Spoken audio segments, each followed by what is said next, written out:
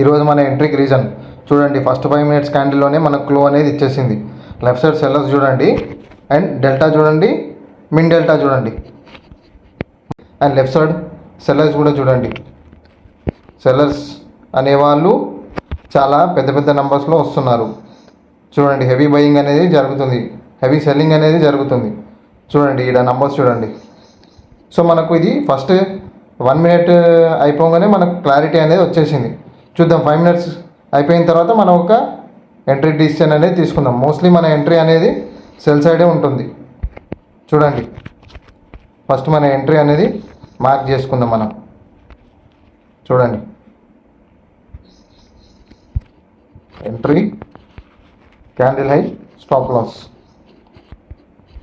Already ఇక్కడ gap create అయింది. So gap కింద మనం ఎంట్రీ అనేది తీసుకుంటున్నాం. హైయెస్ట్ నెంబర్ స్టాప్ లాస్ అనేది మనం క్యాండిల్ హైలో పెట్టుకుంటున్నాం. చూద్దాం నెక్స్ట్ ప్రైస్ అనేది ఎట్టుపోతుంది అనేది.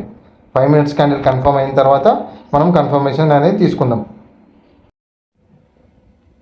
చూడండి, 9:35 క్యాండిల్లో మళ్ళీ రివర్సల్ అనేది వచ్చింది.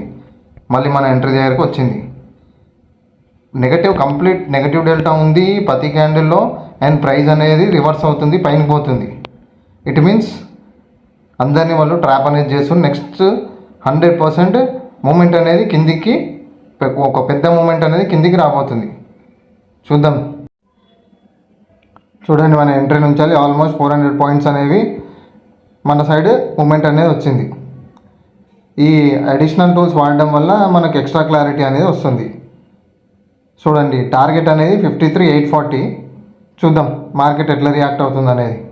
మనం కంటిన్యూగా రికార్డ్ చేసి రీల్ అనేది అప్లోడ్ చేయలేము కాబట్టి అది ఇక్కడికి స్టాప్ చేసేస్తున్నాను నేను.